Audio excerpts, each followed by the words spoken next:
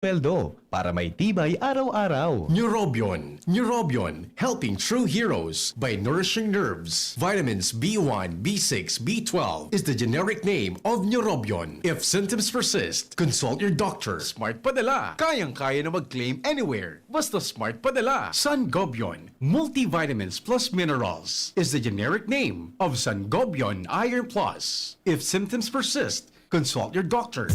Uy, aram mo na daw ang bareta? Ano ito? O di mo pa aram? Anarin nga ni. Maray pa, aramon niya to unyan sa DCGB. Nata, ano man dapat kong maaraman dyan? Ata, magdaog kita. Aramon niya to ang kakaibang mga impormasyon, mga istoryang mapapakinabangan bago ang panguntuhan. Totoo yan. Uya na ang programang Aramon Yato digdi sa DCGB. Kaiba si Mardela. Aramon Yato.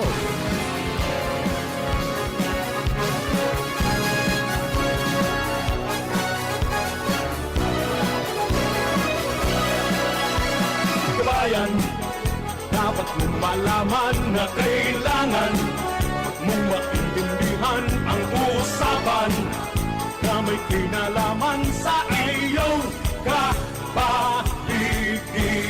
Kaya ng aming sinabi, makinig ka dito sa inyong bahay, makijaming dito sa programa Mardela ating kasama.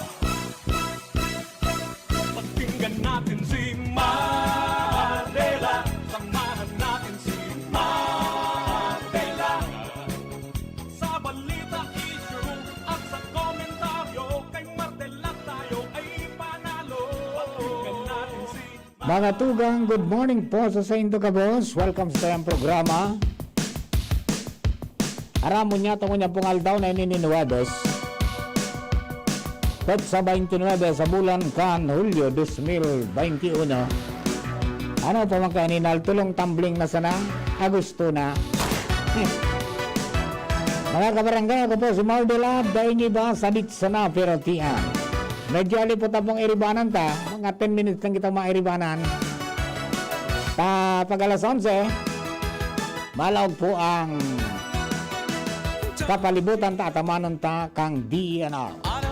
Para po yan sa satuya pong weekly program kang DNR para po sa advokasya sa pagkataman sa kapalibutan kasabay na pa mga regulations na pinapautob kang gobyerno.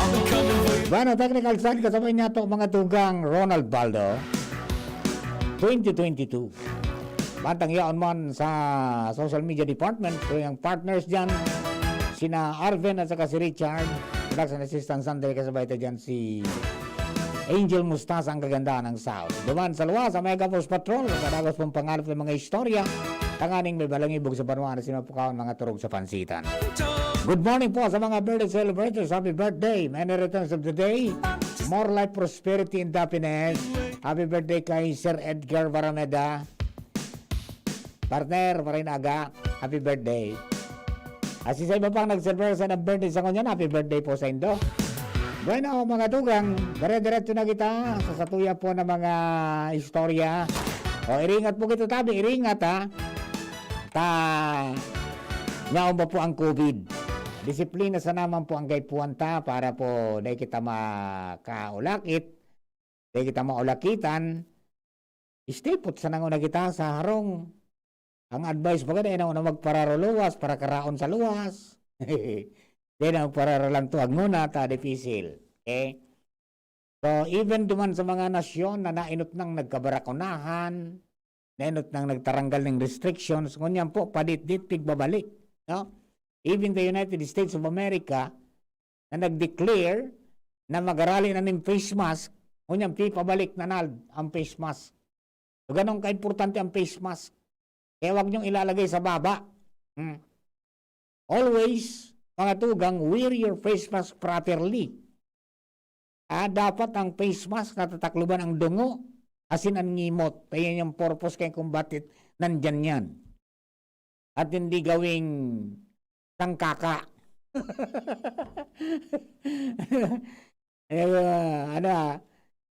Pagkatapos, dapat likay-likay kita sa mga urmul-umul asin mga inklusong mga lugar. O, tayo po yung sabi na Pag you are in an nasa enclosed place ka, chances are yung aerosol nandyan, nakasuspend sa air, yung droplets, and pwede mong masingot.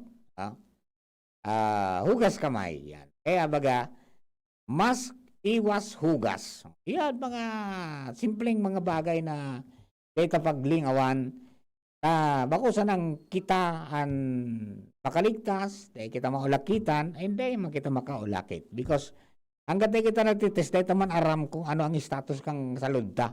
Diba na? So everybody is a suspect. Diba? Ayun na. Kaya ingat na lang po tabi sa mga kababayan ta. Bueno, then, kada ko lang mga naugma, kada ko lang nauyam, kada ko lang lilapaan. Paano mo dyan mga tugang sa mga nangyayari sa palibot di ba? Now, may mga attempts na ngunyan. At least kahit pa paano in some areas, pigpautob na yan, locally. Pero ngunyan may batas na ipigbubusol. Sana makaabot sa Senado, as in makaabot sa Presidente, mapirmahan bago maglusod ang Presidente. Paano mo dyan sa single-use plastic? Pag-regulate kan single-use plastic sa Pilipinas. Sabi ko nga nakalawag kita sa plastic economy. In order to makabenta, tigpara pa saradita. Tigpara-paratos ng saradit. Diba? Magpuon sa sabon, mga tugang, sa shampoo, sa lana, kulang na lang so gin, tsaka so parilak-rilak ang ikaan sa sachet. Diba? Magayon sa ekonomiya na nakabenta ka kahit doon kasi hindi nila kayang bumili ng marami, di ba? Kaya lang yung impact sa environment yun po ang medyo matindi.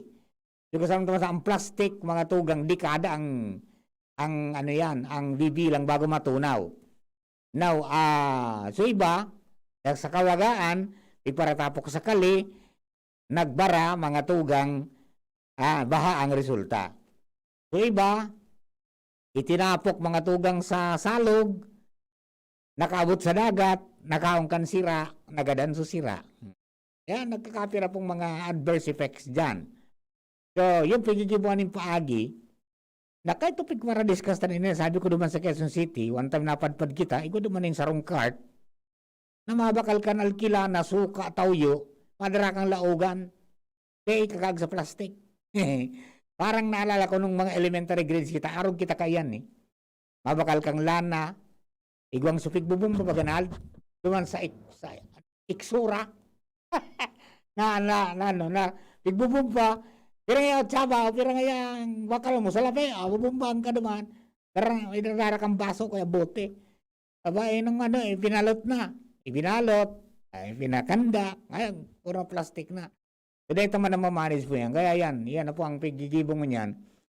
Bako, sana yung sandbag na pigagamit dyan sa palanggi, kundi including na yung po na mga kutsara, kutsara na plastic, cup na plastic, as in, iba pa. Diba? Yung single use, no? Yung paggamit mong isa, itatapon mo na. Yan na pa naging problema ta.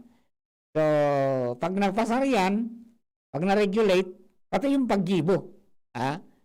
Paggibo, pag-importa, binakal mo sa luwas kang bansa, bawal na.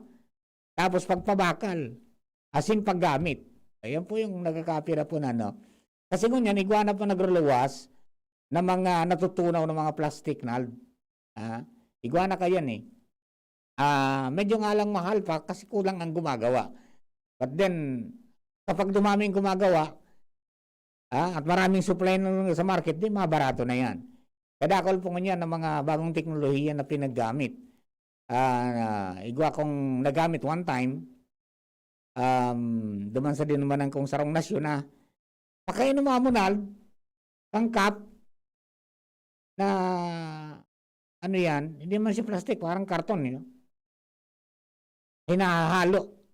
Pag inuman mo, ikinagbo sa tubig, tunaw na nal. Ganun katindi tapos kunyan, kumari parang mo baga, dati styro ang pigagamit ninda na kalagaan ng pagkaon. Kunyan, mga cartons na pwede nang matunaw. So, padit-dit, no? Kaya lang, siyempre, sabi nga ni Kayan, kadako lang, habo. Kasing kada ko lagos sila nangyayani nga sugon yan or ano, but then siguro we have to be part of the solution. Sa tuya mismo, sa harong ta, sa buhay ta mismo, mag-practice kita kayan. Huwag na natin muna intindihin yung ibang tao, di ba? Para makatabang kita, makakontribute kita, mga tugang sa pagpalinig kan sa tuwing environment. Iyo? So yan, ang mga ang mga developments po ngunyan, matindi yung pagpasar ka yan, mga tugang. Actually, mapang kakambal ito yung Plastic Bag Tax Act. Mayroong mga pagpapataw ng 20 pesos na excise tax sa kada kilo ng single-use plastic bag. O yun, di ba? Mga developments po yan sa pagpapatagamang kan palibot niya to. And hopefully, yung mga plastic na yan, may converter may repurpose sa ibang bagay. Sa tabako, kasod ba, report ako ni Jomar, yung bote plastic, yung mga residuals, yung panapon, gigiling ninda, pigibo na ngunyan, pigsalak nga, pigibong bricks. So hopefully by Saturday, makaibanan ta sa boses ng palibutan to Senro Officer Duman, si Sir Reynold de Martires para mas madiscuss taning mas halaba po yan na programa kung paano yung proseso na yan. And now, kung nagibo sa tabako, why not sa ibang mga local government units and why not sa ibang mga private entities? Diba?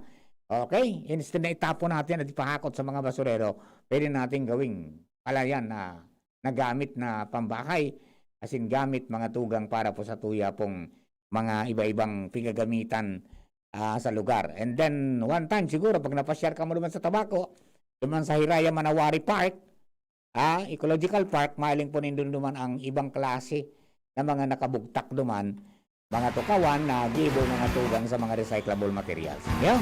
So, sendo po ka, boss. Thank you very much. Bye-bye.